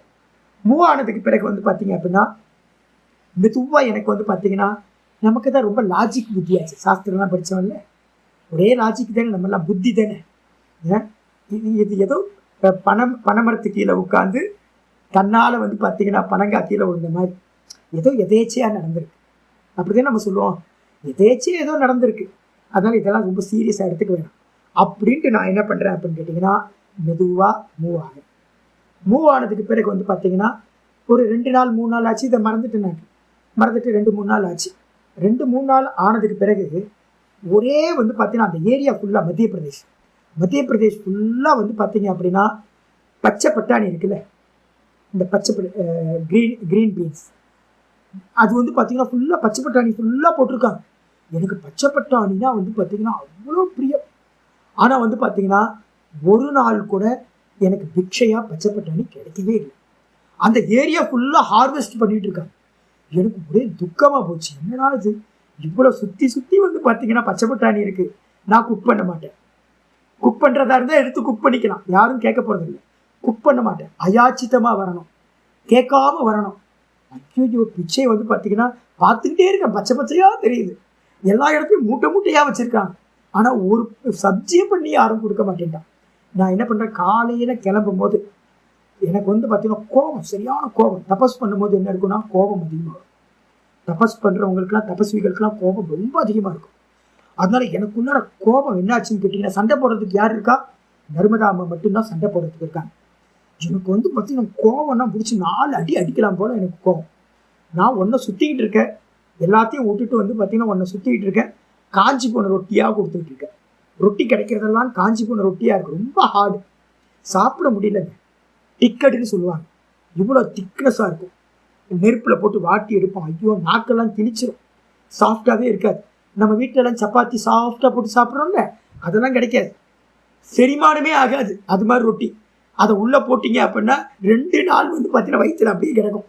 அது மாதிரி ரொட்டி. நான் என்ன பண்ணேன்னு கேட்டிங்கன்னா கோபம், எனக்கு ரொட்டி கிடைக்கல, நல்ல சாஃப்ட் ரொட்டி கிடைக்கல, நல்ல ரைஸ் கிடைக்கல, நல்ல பச்சை பட்டாணியோட சப்ஜி கிடைக்கல. நான் காலையில் சொல்கிறேன், கோபத்தில் சொல்கிறேன், நான் இன்னைக்கு சாப்பிட போகிறதில்ல, எது கிடைச்சாலும் சாப்பிட போகிறதில்ல. என்ன வேணும் அப்படின்னு கேட்டிங்கன்னா, எனக்கு வந்து பார்த்தீங்கன்னா சாஃப்ட் ரொட்டி வேணும், அதுக்கப்புறம் நல்ல ரைஸ் வேணும், கூட வந்து பார்த்தீங்கன்னா இந்த பச்சை பட்டாணி எனக்கு சப்ஜி வேணும், இதை நான் சாப்பிட மாட்டேன் அப்படின்ட்டு நினச்சிக்கிட்டு யாத்திரை ஸ்டார்ட் பண்ணிட்டேன். யாத்திரை ஸ்டார்ட் பண்ணி மறந்துட்டேன். நான் மறந்துட்டு வந்து போயினேன். ஒரு மணி போல வந்து பார்த்தீங்கன்னா ஒரு இடத்துல போய் சேர்ந்தேன். ஒரு சின்ன கோயில், ராமர் கோயில். எனக்கும் ராமருக்கும் ரொம்ப பத்தம், எத்தனை ஜென்மமானு தெரியல. ஒரு ராமர் கோயிலுக்கு போனோன்னே ரொம்ப பிரியம், யாரும் இல்லை, ஏகாந்தமா அவரும் நானும் மட்டும் தனியா இருக்கும். நல்லா பாராயணம் பண்ணேன், நல்லா காயத்ரி சந்தியாவை நல்லா பண்ணி முடிச்சுட்டு நான் நினச்சிட்டேன் என்னன்னு கேட்டிங்கன்னா யாரும் இல்லை, அப்போ இன்னைக்கு பட்னி, இன்னைக்கு மத்தியானம் சாப்பாடு இல்லை அப்படின்னு நான் என்ன பண்ணேன், கொஞ்சம் ரெஸ்ட் எடுக்கலாம் அப்படின்னு படுத்துட்டேன். படுத்ததுக்கு பிறகு வந்து பார்த்தீங்கன்னா திடீர்னு யாரோ ஒருத்தர் கூப்பிடுறார், சுவாமி சுவாமி அப்படின்னு. கண்ணை முடிச்சு பார்த்தா அந்த கோயில் பூஜை. அவர் என்ன பண்ணாரு அப்படின்னு கேட்டிங்கன்னா, சுவாமி சாமி அப்படி எந்திரிங்க அப்படின்னு. எந்திரிச்சோன்னே, சுவாமி சாப்பிட்டீங்களான்னு கேட்டேன். நான் சொன்னேன் சாப்பிடலங்க. ஏன் சுவாமி ஊருக்குள்ளார வந்திருக்கலாமே? இல்லை சார், இல்லை ஜி, நான் வந்து அயாச்சிக்கம், கேட்காம எனக்கு போஜனம் வரணும். அப்படியே சொன்னேன், ரொம்ப நல்லது, இன்னும் சாப்பிடல, நான் கொண்டு வந்தா சாப்பிடுவீங்களா? சாப்பிட்றேன் அப்படின்னு சொல்லிட்டேன். இவர் என்ன பண்ணிட்டார், போயிட்டேன். போனதுக்கு பிறகு 1/2 hour ஆச்சு, ஆளை காணோன்னு நான் நினைச்சேன், இன்னைக்கு பட்னி தான், நம்ம பிராரப்தம் இப்படிதான் அப்படின்னு நினைச்சுக்கிட்டு இருக்கேன். அவர் என்ன பண்ணாருன்னா, ஒரு பையன் வந்தான். ஒரு பையன் எங்கா இருக்கிற ஒரு 20 வயசு பையன் வந்தோன்னே, சுவாமி என்னோட அப்பா அனுப்புனாரு, என்ன அப்படின்னு கேட்டா, உங்களுக்கு சாப்பாடு கொடுத்து அனுப்பிச்சிருக்காரு அப்படின்னு. ஒரு நல்ல ஒரு தூக்கு, சில்வர் தூக்கு நம்ம சொல்லுவோம்ல, அதுல வந்து பார்த்தீங்கன்னா சாப்பாடு வந்துச்சு. சாப்பாடு வந்தோடனே நான் என்ன பண்ணேன், சுவாமிக்கு நல்லா இது பண்ணிட்டு கொஞ்சம் ஆஃபர் பண்ணிட்டு நான் என்ன பண்ணுறேன், ஓப்பன் பண்ணி பார்க்குறேன். ஓப்பன் பண்ணணுன்னு முதல் இது என்ன தெரியுதா, பச்சை பட்டாணி. எப்படி இருக்கும் யோசிச்சு பாருங்க. முதல் கம்பளி கேட்டது எதேச்சா, ஏதோ பனைமரத்தில் வந்து பார்த்தீங்கன்னா பனங்காய் உளுந்த மாதிரி, காக்கா உட்காந்து பனம்பழம் உளுந்த மாதிரி ஏதோ எதேச்சையாக நடந்துச்சு. இந்த பச்சை பட்டாணி பார்த்தோன்னே திரும்பவும் பயம் வர ஆரம்பிச்சிருச்சு.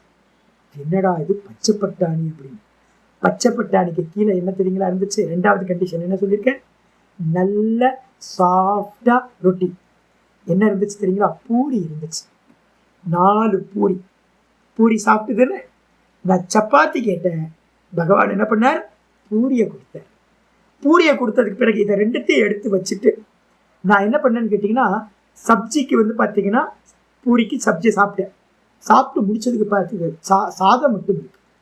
எனக்கு என்ன கோவம்னா, தால் கொடுக்காம விட்டுட்டாங்களே, சாதத்தை எப்படி சாப்பிட்றது அப்படின்னு நான் என்ன பண்ணேன், கொஞ்சோண்டு சப்ஜியை எடுத்து அந்த தாலில், அந்த சாவலில், ரைஸில் போட்டு மெதுவாக பிசைஞ்சு வாயில் வைக்கிற. இனிப்பா இருக்கு.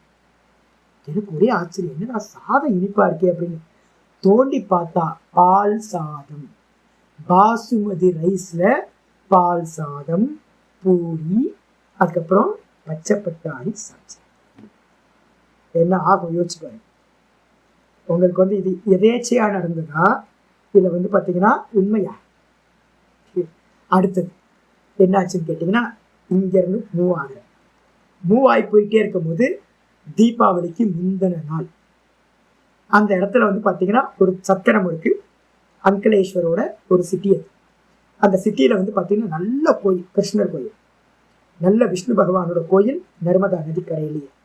நான் போய் அங்கே சேர்ந்தோன்னு நல்லா ஸ்நானமாச்சு. ரொம்ப அற்புதமான கோயில், நிறைய பப்ளிக் வந்து போயிட்டு இருக்காங்க. நான் அந்த கோயிலுக்கு நடந்து போறேன். அந்த பையன் தண்ணி கொடுத்து நம்பர் வாங்கினான் பார்த்தீங்களா, அவன் வந்து பார்த்தீங்கன்னா ரோட்டுக்கு நடுவில் வந்து நிற்கிறாங்க. எனக்கு உள்ள பயம். ஐயோ, இவனை பார்க்கவே கூடாதுன்னு நினச்சிக்கிட்டு இருந்தேன். அவன் வந்து பார்த்தீங்கன்னா முன்னாடி நிற்கிறான். எனக்கு ஐயோ 2 நம்பர் கொடுத்துருக்கமே அப்படின்னு பயம். இவன் ரோடுன்னு கூட பார்க்காம விழுந்து நமஸ்காரம் பண்ணாங்க. நமஸ்காரம் பண்ணி என்னை கூட்டிகிட்டு போய் அந்த கோயிலில் தங்க வச்சு எனக்கு ஒரு டிஃபன் வாங்கி கொடுத்தான். கொண்டு வந்து நல்ல டிஃபன் வாங்கி கொடுத்தான். நான் சாப்பிட்டு எனக்குள்ளார பயம் இருந்துகிட்டே இருக்கு. அவன் வந்து பார்த்தீங்கன்னா திரும்ப ஒரு நமஸ்காரம் பண்ணான். நமஸ்காரம் பண்ணிட்டு, சாமி ஒரு பெரிய பாப்பம் பண்ணிட்டேன் சுவாமி அப்படின்னு. என்னங்க என்ன பண்ணினேன் அப்படின்னு கேட்டேன். நான் வெளியில காட்டிக்கவே இல்லை. உள்ள வந்து எனக்கு பயம் இருக்குன்னு வெளியில காட்டிக்கவே இல்லை.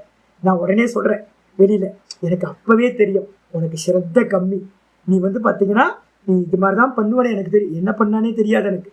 நான் இது சொன்ன மாத்திரத்தில், ஆமா சாமி நான் ஒரு பெரிய தப்பு பண்ணிட்டேன் சாமி, நீங்க கொடுத்த 2 நம்பர்ல ஒரு நம்பர்ல மட்டும் பணத்தை கட்டிட்டு 2வது நம்பர்ல பணம் கட்டாம போயிட்டேன் சுவாமி.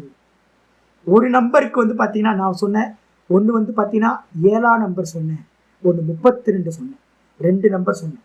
இவன் என்ன பண்ணியிருக்கான், 7ஆம் நம்பரில் வந்து பார்த்தீங்கன்னா 1000 ரூபாய் பணம் கட்டியிருக்கான். 1000 ரூபாய் கட்டினது எத்தனை டைம்ஸ் அதிகமாகும், 80 டைம்ஸ் அதிகமாகும். 80,000 ரூபாய் அவனுக்கு லாட்ரியில விழுந்துருச்சு.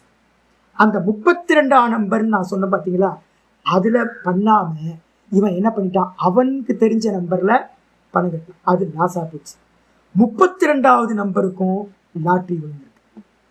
அப்ப அவன் என்கிட்ட சொன்ன மாதிரியே அவன் 2 நம்பர்ல பணம் கட்டி இருந்தான்னா என்ன ஆயிருக்கும், 2த்துலயும் அடிச்சிருக்கும்.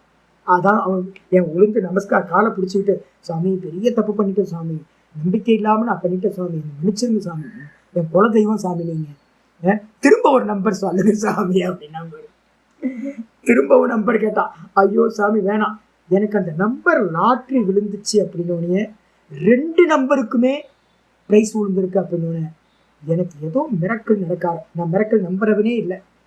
அப்ப மிராக்கிள் நடக்குது அப்படின்னா ஏதோ சம்திங் ராங் அப்படின்னு நினைச்சுக்கிட்டு என்ன பண்றேன், அடுத்து மூவ் ஆகும்போது போர் அடிக்குத கதை இல்ல. அப்ப வந்து பாத்தீங்கன்னா ஒரு 2 நாள் டிராவல் பண்ணேன். 2 நாள் டிராவல் பண்ணும்போது எனக்கு என்ன ஆயிடுச்சு அப்படின்னு கேட்டீங்கன்னா, கூட நர்மதா அம்மா வந்துகிட்டே இருக்காங்க. இது மட்டும் தெரிஞ்சு போச்சு. கூட நர்மதா அம்மா வந்துகிட்டே இருக்கிறாங்க அப்படின்னு தெரிஞ்சோன்னே நான் பாட்டுக்கு போயிட்டே இருக்கிறேன். நல்ல வெயில், பகல் ஃபுல்லா வெயில், ராத்திரி ஃபுல்லா குளிர். இந்த வெயில்ல நடக்க பாடி ரொம்ப ஹீட் ஆகும். இந்த நீர்க்கடுப்புன்னு சொல்லுவோம் பார்த்தீங்களா, நீர்க்கடுப்புனா யூரின் பாஸ் பண்ண முடியாமல் ரொம்ப தவிப்போம் ஹீட்னால. அந்த நீர்க்கடுப்பு வந்து பார்த்தீங்கன்னா ரொம்ப ஹீட் வந்தாலும் வரும். எனக்கு வந்து பார்த்தீங்கன்னா 2 நாளாக நீர்க்கடுப்பு அதிகமாக இருக்குது, ட்ராவல் பண்ணுறது ரொம்ப கஷ்டமாக இருக்குது. அப்படி இருக்கும்போது நான் என்ன பண்ணுறேன் அப்படின்னு கேட்டிங்கன்னா, ஒரு இடத்துல போய் நிற்கிறேன். அங்கே இருக்கிற ஒரு சுவாமி வந்து சொல்கிறார், இந்த நீர்க்கடுப்பு போகணும் அப்படின்னா ஒரு 2 சீத்தாப்பழம் சாப்பிட்டீங்கன்னா சரியாயிடும் சார். 2 சீத்தாப்பழத்தை ஒரு 2 வேளை 3 வேளை சாப்பிட்டீங்கன்னா அந்த நீர்க்கடுப்பு பரிபூர்ணமாக இல்லாமல் போயிடும் சாமி, நல்லா யாத்திரை பண்ணலாம் அப்படின்னு அவர் சொல்கிறார். சொன்ன மாத்திரத்தில் நான் என்ன பண்ணுறேன் அப்படின்னு கேட்டிங்கன்னா, ட்ராவல் பண்ணிட்டு எங்கே சீத்தாப்பழத்துக்கு எங்கே போகிறது, நான் கரையை விட்டுட்டு எங்கேயும் போக முடியாது, அந்த நர்மதா கரையிலேயே தான் ட்ராவல் பண்ணணும். அப்போ எங்கே போய் கேட்குறது, யார்கிட்ட போய் கேட்குறது, இந்த சீசனாக என்னன்னு கூட எனக்கு தெரியாது. நான் போயிட்டு இருக்கேன், ஒரு காடு, சின்ன காடு. அந்த காட்டுக்குள்ளார போயிட்டு இருக்கும்போது வந்து பார்த்தீங்கன்னா நிறைய சீத்தாப்பழ மரம். சீத்தாப்பழ மரம் பார்த்தோன்னே ஆச்சரியமா இருக்கு, ஏன்னா அது சீத்தாப்பழ மரம்லாம் இங்கே இருக்கே அப்படின்னு. ஒரு தூரத்தில் போயிட்டு இருக்கும்போது என்னாச்சு அப்படின்னு கேட்டால், மத்தியானம் ஒரு 2:30-3 மணி இருக்கும். போயிட்டு இருக்கும்போது 2 பாதை ஸ்ப்ளிட் ஆகுது. ஒரு பாதையில் நான் என்ன பண்ணிட்டேன் எனக்கு தெரியாது, சாபுத்திரி போட்டு தான் போகிறது, ஏதோ ஒன்று எது என்ன ஒன்றில் போகிறது, ஏ இல்லைனா பி இல்லைனா ஏ, இது மாதிரி தான். அப்போ நான் என்ன பண்ணிட்டேன், ஒரு பாதையில் ஸ்டார்ட் பண்ணி போக ஆரம்பிச்சோன்னே எங்கேருந்தோ ஒரு வாய்ஸ் வருது, மகராஜ் அப்படின்னு. யாரா கூப்பிட்றா அப்படின்னா, ஒரு உச்சியில் ஒரு மலையோட இதில் இருந்துக்கிட்டு ஒரு ஆள் வந்து பார்த்தீங்கன்னா கூப்பிட்றான், கிராமத்தான், காட்டுவாசி. மகராஜ் எங்கே போகிறீங்க அப்படின்னு கேட்குறேன். நான் சொன்னேன் கிராமத்துக்கு போகிறேன். கிராமம் அப்படி போனால் கிராமம் வராது சாமி, சிங்கப்பூடி இருக்கிற காட்டுக்கு தான் போவீங்க, வாங்க ரிட்டர்ன் வாங்க அப்படின்றான். வந்தோடனே இவனும் கீழே இறங்கி வந்தோடனே அவன் என்ன பண்ணுறான், ஒரு மூட்டையை வச்சுருக்கான். அந்த மூட்டை என்னன்னு கேட்டிங்கன்னா, துணியை வச்சு ஒரு மூட்டை மாதிரி கட்டுவோம் தெரியுங்களா, பேக். இந்த துணி துவைக்கிறவங்களாம் ஒரு பேக் தயார் பண்ணுவாங்கள்ல, அது மாதிரி அவன் காட்டுவாசி ஒரு பேக் மாட்டியிருக்கான். பேக் மாட்டிட்டு அவன் சொல்கிறான், சாமி நான் போகிற பாதை தான், என் கூடயே வாங்க, பாதி தூரம் வந்தோன்னே நான் வழி காட்டுறேன், நான் தனியாக போயிடுறேன், நீங்கள் போயிடுங்க அப்படின்னு கை காட்டுறேன். சரி அப்படின்னு போகலாம் அப்படின்னு போகிறேன். போயிட்டு இருக்கும்போது வந்து பார்த்தீங்க அப்படின்னா, ஒரு நடுவில் வந்து பார்த்தீங்கன்னா, இதை சொல்கிறதுக்கு முன்னாடி இன்னொரு இடம், ஒரு நாகாபாபா ஆசிரமத்தில் தண்ணி வாங்கிறதுக்காக நிற்கிறேன், அந்த காட்டோட ஸ்டார்டிங்கில். அந்த நாகாபாபா ஆசிரமத்தில் வந்து பார்த்தீங்கன்னா ஒரு பெரிய ஒரு 4-5 மரம் சீத்தாப்பழ மரம். சீத்தாப்பழ மரத்தில் வந்து சீத்தாப்பழத்தை அந்த நாகாபாபாவும் ஒரு 4-5 பசங்களும் எடுத்துக்கிட்டு இருக்காங்க.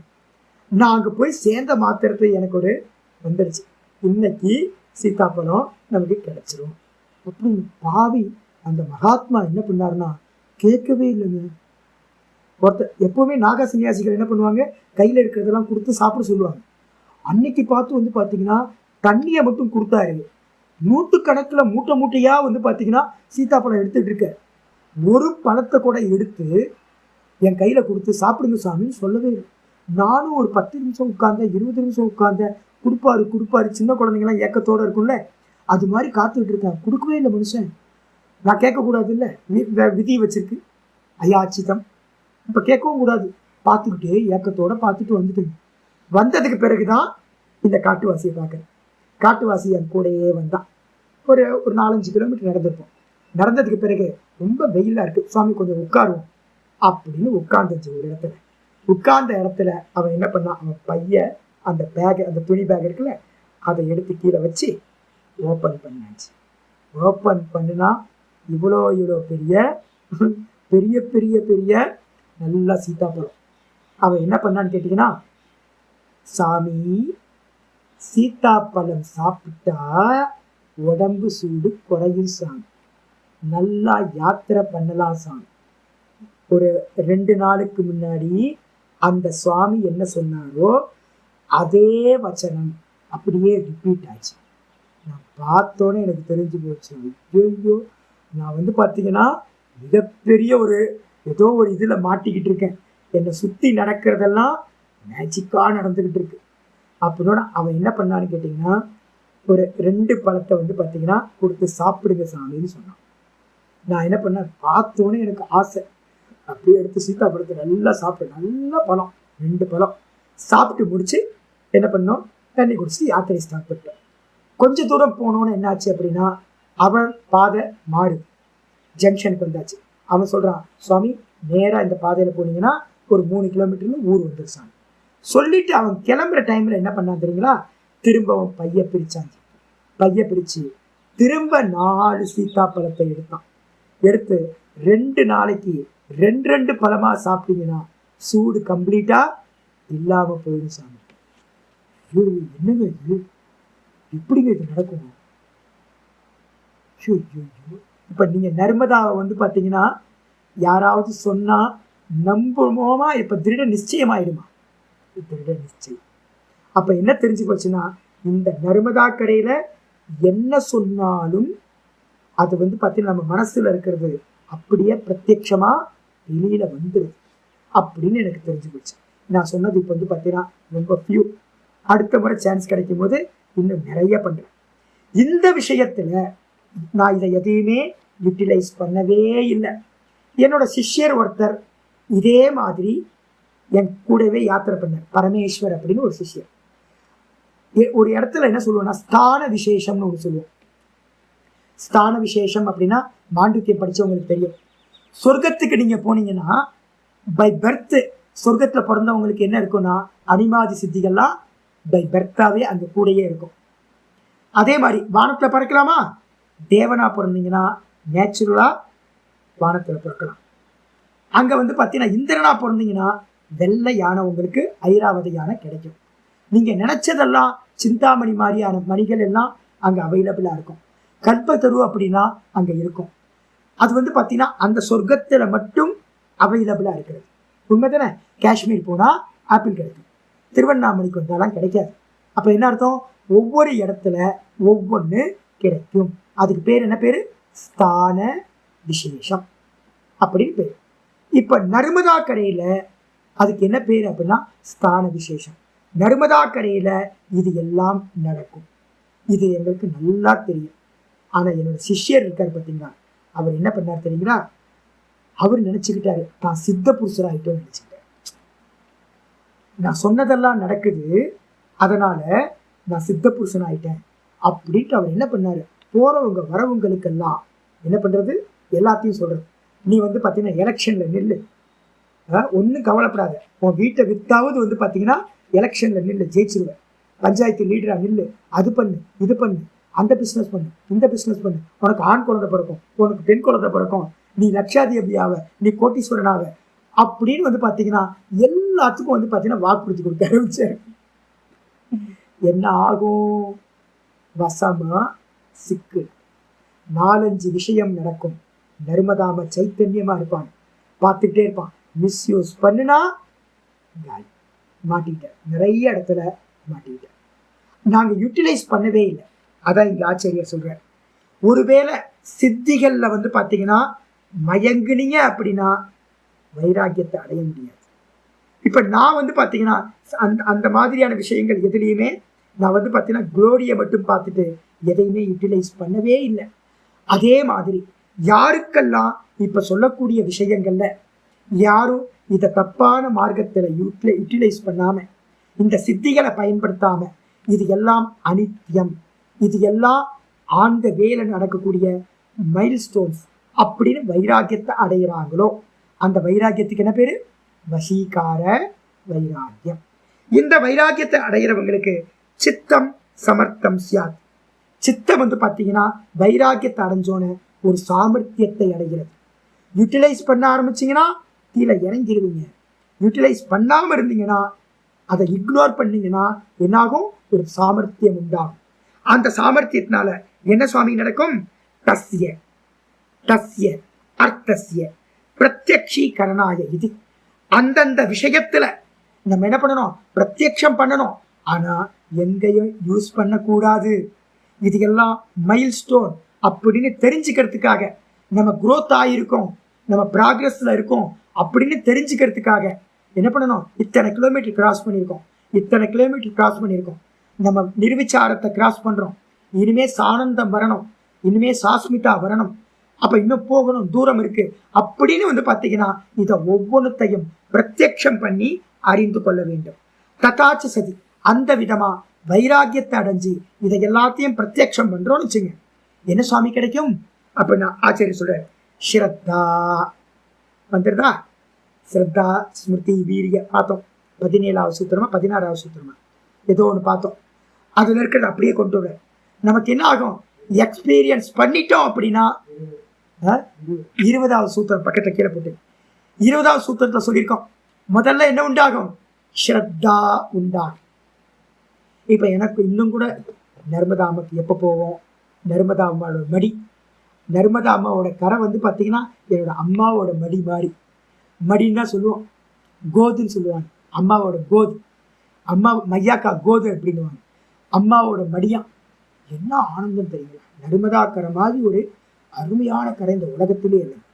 அற்புதமான கரை. அம்மானா அம்மா பிரத்யக்ஷமா நம்ம என்ன கேட்டாலும் வந்து பார்த்தீங்கன்னா ஆப்போசிட்ல வந்து ததாஸ்து ததாஸ்து, மகனே தந்தே, நீ என்ன கேட்டாலும் தந்தே. தேங்காய் பால் சாதமா வச்சுக்கோ, பூரி வேணுமா வச்சுக்கோ, கம்பளி வேணுமா வச்சுக்கோ, நீ சொன்னது நடக்கணுமா இருக்கட்டும் அப்படின்னு வந்து பார்த்தீங்கன்னா நான் டவுட்டாக வந்து பார்த்தீங்கன்னா விசாரம் பண்ணிக்கிட்டே போவேன். விசாரம் பண்ணிக்கிட்டே போகும்போது வந்து பார்த்தீங்கன்னா புக்கெலாம் இருக்காது என்கிட்ட. இந்த விஷயம் என்னது, எங்கே சொல்லியிருக்கு, என்ன சொல்லியிருக்கு அப்படின்னு ஏதாவது சாஸ்திர விசாரத்தில் ஏதாவது யோசிச்சுட்டே போவேன். போய் சாயந்தரம் எங்கேயோ போய் நிற்பேன்.